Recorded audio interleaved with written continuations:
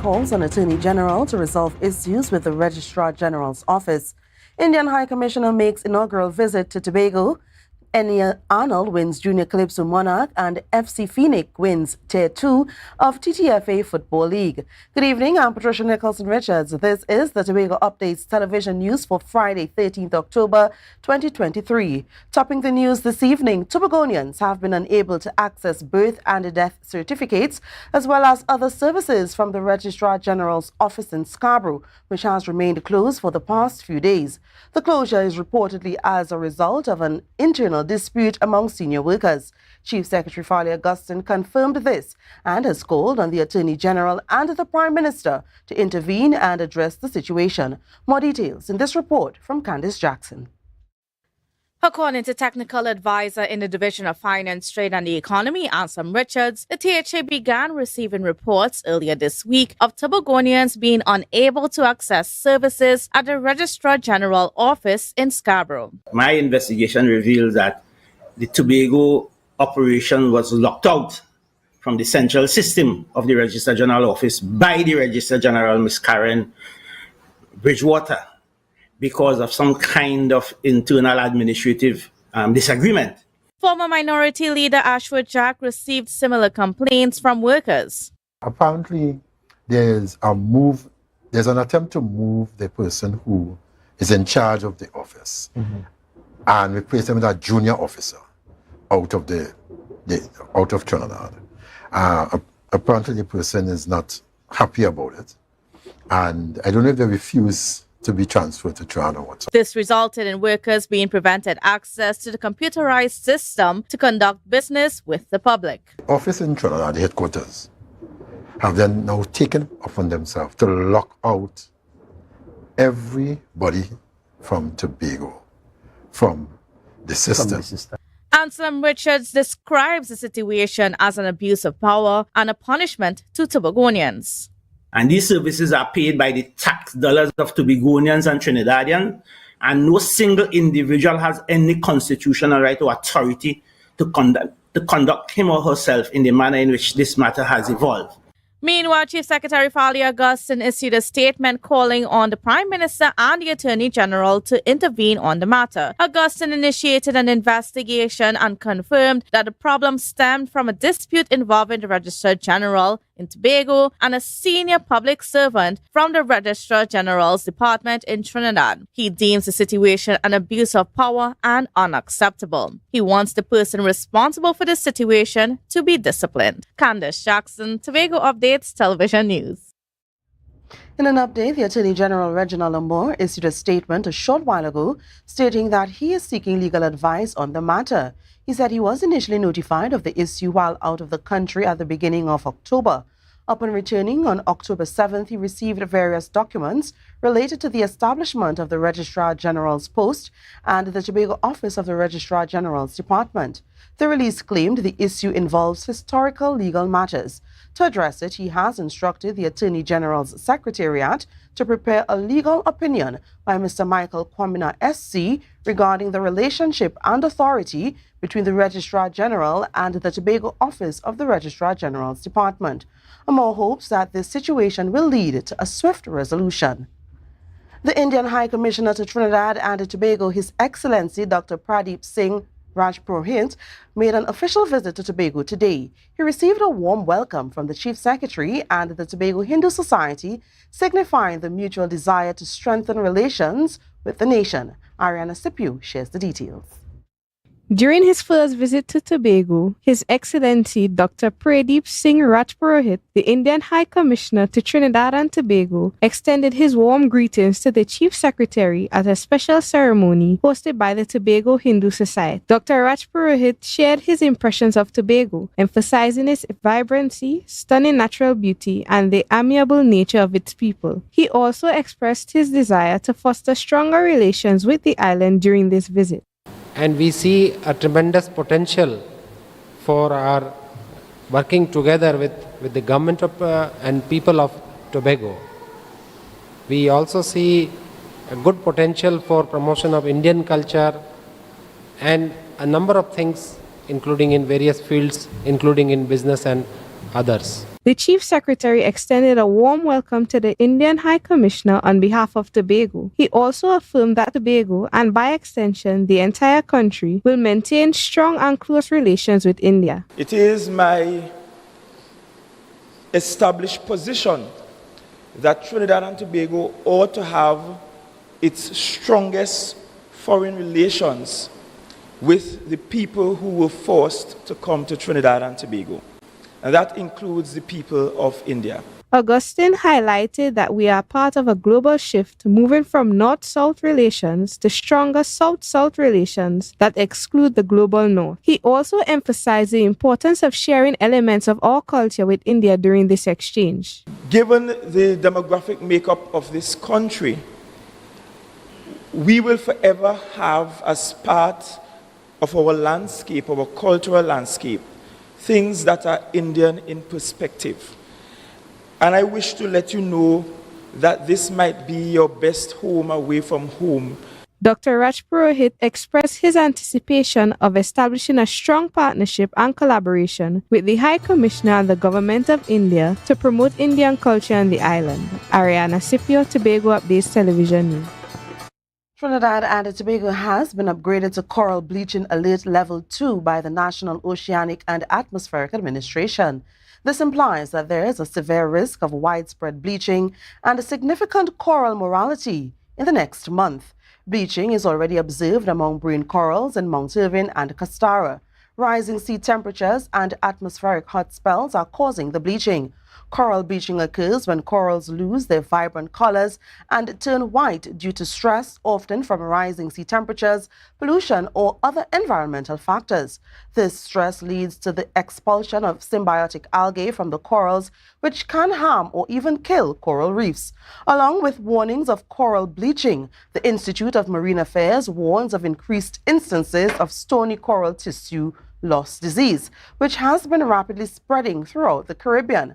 While it has not yet been observed in Tobago, this risk of a disease outbreak is very high after thermal stress events. Stony coral tissue loss causes 99% mortality in some common coral species in Tobago. Stay with us, we'll take a short break and come back with more. 25 years of real good dashing food, delicacies, and enjoyment. Well, it come around again as we celebrate 25 years of the Tobago Blue Food Festival. This year promises to entice your taste buds again on Sunday, October 15th at Bloody Bay from as early as 10 a.m. All are invited to the celebration filled with craft, games, but most importantly, blue food. This is a brunch-style celebration and will also see the likes of Super Blue, Nyla Blackman, Pretty, Gerard Balfour, Joe Archer, Keyshawn Jack, and Junior Calypso star, The Shay Saul, and more on Sunday, October 15th, 2023. Come celebrate 25 years of the Tobago Blue Food Festival. We are going on a new journey.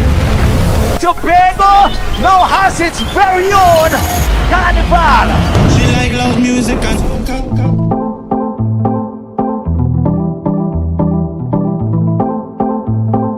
Platinum touch.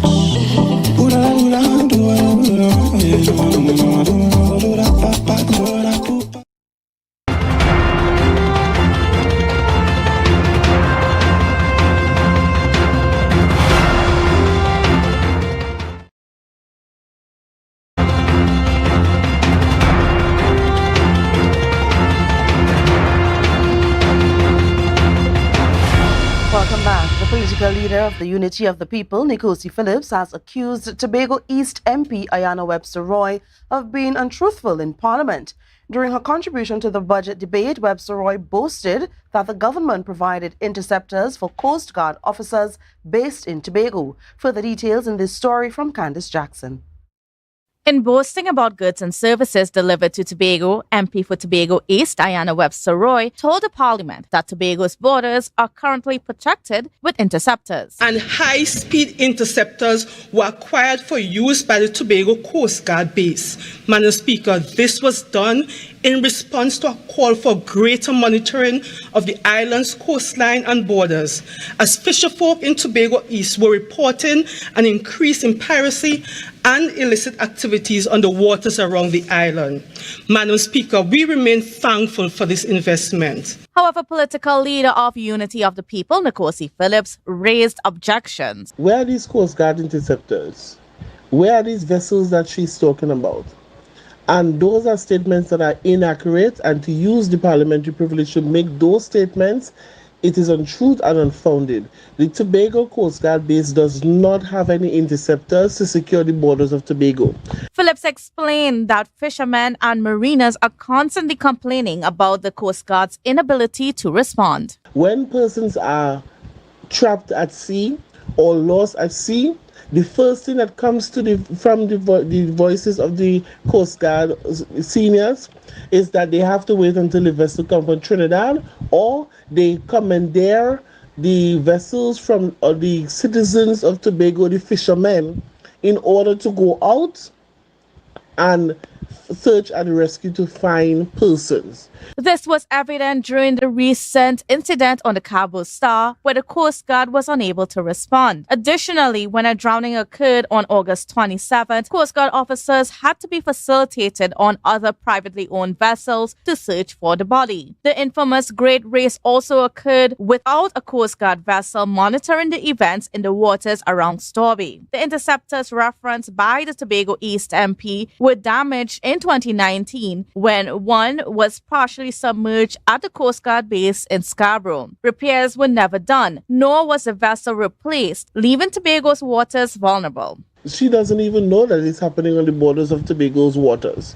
So I believe that the MP for Tobago East, she needs to be in touch a little more with Tobago's issue. Phillips called on the government to address the issue and ensure a Coast Guard vessel is assigned to Tobago. Information reaching Tobago updates indicate that the majority of Coast Guard's fleet of vessels are down for repairs. Finance Minister Com Imbert did announce plans to repair 12 of the damaged vessels during his recent budget presentation. While he did not mention the repair of the interceptors, he did announce plans to install an electrical power shore supply system at Coast Guard jetties in Tobago.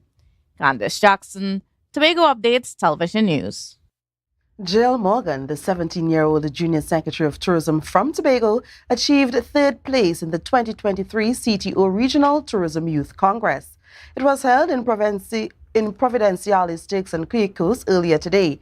This competition featured 14 young representatives from various regions discussing critical tourism topics. Ms. Morgan presented Wellness Tourism Beyond the Norm, outlining an innovative wellness tourism project for Tobago. She eloquently answered an impromptu question about a unique visitor experience in Tobago, citing the Tobago Heritage Festival. Her remarkable performance earned her third place, and she was awarded various prizes. Ms. Morgan expressed gratitude for the support of the Division of Tourism, Culture, Antiquities and Transportation.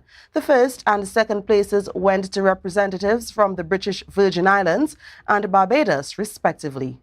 Well, a fun fashion event leading to the Blue Food Festival took place today at the Tobago Regional Health Authority in collaboration with the Division of Health, Wellness and Social Protection. Many contestants participated representing the different sectors in the respective divisions, showcasing their interpretations of blue fashion. Here's more. The Blue Day Fashion Show is an event that leads up to the Tobago Blue Food Festival celebrations scheduled for Sunday. The event kicked off with the female segment, starting with the TRHA. Melanie Phillips represented the TRHA Finance Unit, showcasing the benefits of dashing leaves for both men and women. She won first place for the TRHA unit. Dashing leaves, also called the taro or the arby leaves, it can be used for your facial blemishes. Representing the Executive Management Department was Chanel Douglas, portraying two of the rarest blue foods, blue orchid flowers and blueberries.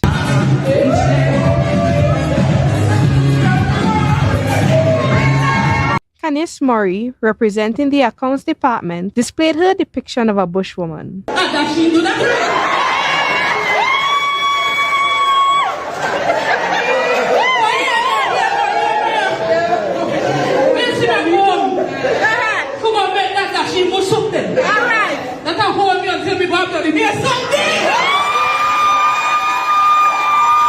Rion George of the Communications Department was the first male. He showcased his theme, Exploring Shades of Blue, which garnered him first place. Shades of Blue, that is what I will be presenting today. Go ahead, Romeo. Shades of Blue, with many hues.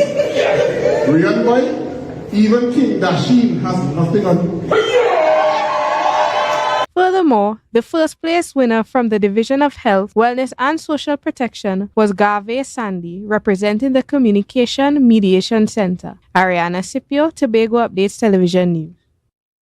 The 25th staging of the Blue Food Festival is scheduled to happen this coming Sunday at the Bloody Bay Recreational Ground with a large turnout expected this year. Persons are being advised of the traffic restrictions being enforced to ensure easy access to the venue. According to the Tobago Festivals Commission, parking will be made available at the Palatuve Multipurpose Center and along the Palatuve Main Road. Patrons will be shuttled to the venue from these locations. The shuttle service begins at 9:30 on Sunday morning until the event is over. Officers of the Trinidad and Tobago Police Service will be on hand to direct the traffic. Our sport report is up next. Stay with us. Jimmy's Holiday Resorts has 1, 2 and 3 bedroom fully self-contained apartments located at the heart of Crown Point. Minutes walk to the popular beaches, restaurants, bars and the airport. Enjoy our amazing amenities such as fully equipped apartments complete with Wi-Fi, AC, TV and a pool and a mini-mart on the compound. Call 639-8292 or 8929. Jimmy's Holiday Resorts is your family's home away from home. Rotisserie, mouth-watering fries, salads, combos, and specials galore. Feeling for something to eat? Come and see. Our rotisserie is seasoned to the T. Kicking chicken, masala, and jerk roast. Crispy fries made from scratch. Who do you know can beat that? Or salads freshly cut and packed. When you taste it, you'll be wanting to come back. So come check us out on number 2 Robinson Street, Uptown Scarborough, Tobago. We open on Saturday nights from 7:30 to 11:30 p.m. Monday to Thursday, we're open from 10 a.m. to 9:30 p.m. and on Friday, 10 a.m. to 4:30 p.m. Contact us at 772-7443 and all social media handles at The Rotisserie Factory.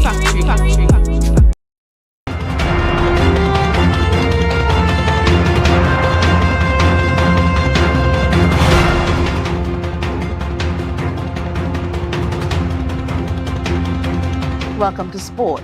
So FC Phoenix won the Trinidad and Tobago Premier Football League Tier 2 title, defeating Petty Valley Diego Martin United 2-1. Phoenix came back from a goal down in the 77th and 89th minute to secure the championship. Catch all the action in this report from Marcus Daniel.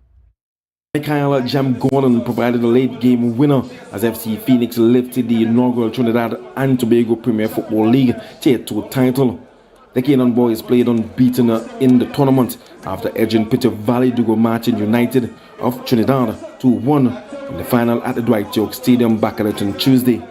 Having trailed 1-0 in the 66th minute, Phoenix restored parity in the 77th minute before securing the trophy in the 89th minute.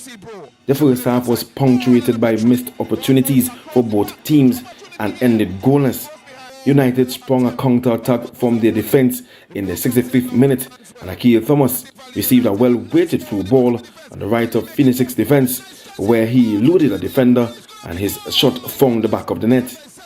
While in the ascendancy, United appeared to be playing for time too early as they were delaying every infringement.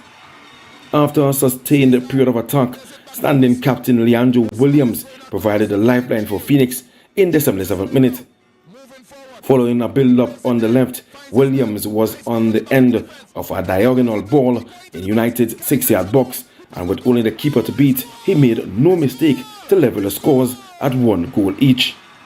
The winning goal came 11 minutes later. United, under no pressure, easily surrendered possession to Phoenix just inside their half, which resulted in a shot on goal that rebounded off the goalkeeper onto the feet of Gordon, who scored from close range. United had no answer in the remaining minutes, and Phoenix celebrated the title. Marcus Daniel, Tobago Update Sports.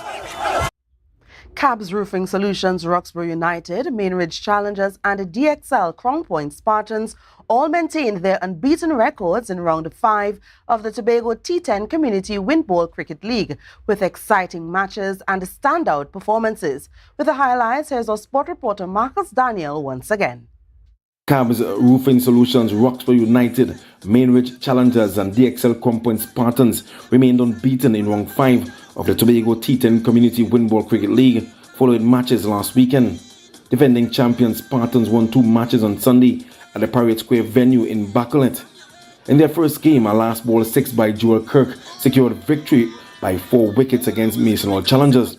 Batting first, Mason Hall posted 90 runs for 5 wickets of their 10 overs. In response, Spartans recovered from a shaky start in which they lost 2 early wickets to female bowler Afisha Pierre. Antonio Providence steadied the middle order with 22 runs before Kirk sealed victory, hitting a full toss for 6 with 1 needed off 1 ball. Providence was again in the mix versus Patience Hill Invincibles. His knock of 66 in Spartans' total of 130 for a loss of 5 wickets and bowling figures of 3 for 25 gave Spartans a 20-run victory. Meantime, Roxborough United brushed aside neighbours Bell Garden Smashers by 8 wickets. Bowling first, Afiba McKenna with a tournament best of 5 wickets for 14 runs restricted Smashers to 87 for 8 in their 10 overs. Keston Rodney then made light work of the chase as he smashed a quick fire 37 in United's response of 88 for 2 in only 5.1 overs. Mainridge Challengers were expected to face quality opposition from Juice Buku United, but the contest did not live up to the hype. Principal scores of 43 from Samuel Williams and 34 off the bat of Kwani Thomas spurred Challengers to a competitive 114 for 4. Buku United, who entered the match unbeaten after 3 games, were rolled over for just 65 runs. Shakir Thomas, Callan Kerr and Davion Shangi took 2 wickets each. Among the other highlights of the weekend was an eye-catching 42 from female player Chanel Gregg. 4 games are scheduled for tomorrow, beginning at 12 noon. Unbeaten teams, the Crown Point Spartans and Roxborough United, face off at 4:30 p.m. Marcus Daniel, Tobago Update Sports. Minority leader and area representative for Darrell Spring Wim, Kelvin Morris, has made a generous contribution to his community by providing the Wim Leeds United Football Club with new uniforms. As a former player and a secretary of the club, Morris donated uniforms to the team with the hopes of motivating them to perform at their best in their upcoming matches. Team captain Jokoya Leacock received the uniforms on the team's behalf. And it is indeed a pleasure to have the opportunity to give back to our club that would have given so much to me. You know, football, and I say sport, is one of those pillars that can change lives. He said the club holds a significant importance to the village of Wim and expresses hope that these new uniforms would motivate the team to secure victory in the Tobago Primary School Football League. And that's it for our sport report. We'll take a short break and come back with more news right after this.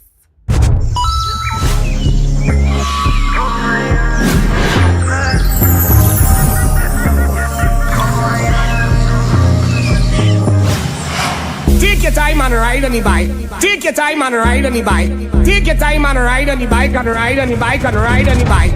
She's loving the ambience of my. Somebody call the ambulance for this chick. I just long, I don't really quick. That's why she's loving me. Better bet you when it done, you might walk with a stick. Meanwhile, you bend down, let me see you boom flick. Let me beat it up just like. I know you're loving me. When coming to I like the plenty. Sit on my riding like a Bentley. Full of that neat empty. Take your time and ride on the bike. Take your time and ride on the bike. Take your time and ride on the bike and ride on the bike and ride on the bike. Ride on the bike. Ride on the bike. Ride on the bike. Ride on the bike. Ride on the ride on the ride on the ride on the ride on the ride on the ride on the bike.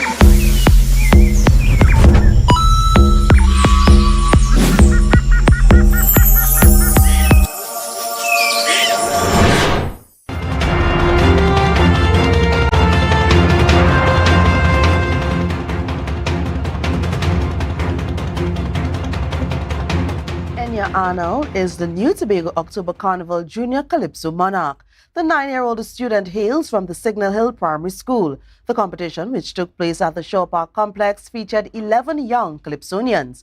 Reporter Tanika Cruikshank has all the details in this report. Enya Arnold created history during the second Tobago Carnival Junior Calypso Monarch event by cupping first place with her thought-provoking Calypso title Fix It Now. She amassed a score of 342 points. Her performance highlighted the need to address crime and improve Trinidad and Tobago. Arnold received the prize of $30,000. Bring it back, let me save our country. Bring it like it used to be. I say fix it now.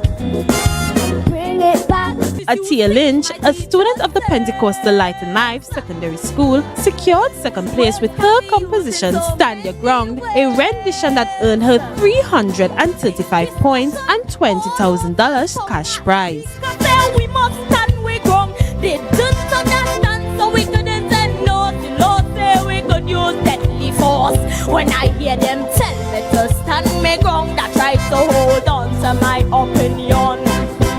Deshae Saul of Palatavia Anglican Primary School got third place singing his song titled Take We Country Back. He scored 332 points and was awarded $15,000. Saul held the 2022 title. Pulling we country grieving, every day criminals killing. Nobody seems to have the answer. Some blame the security minister, some say the police commissioner for escalation in murder. The Calypsonians were evaluated based on their overall performance, lyrics, arrangements, and crowd response. Tanika Cruikshank, Tobago Updates Television News. Now for the weather, according to the TNT Met Office, tonight Tobago will experience clear and warm conditions with a slight chance of isolated showers as temperatures dip to 26 degrees Celsius. The yellow level hot spell alert remains in effect throughout the weekend. On Saturday, expect hot and sunny weather with the possibility of a few brief showers in some areas. The night will be clear with a low chance of isolated showers, and the temperatures will peak at 33 degrees Celsius during the day, dropping to 26 degrees Celsius at night.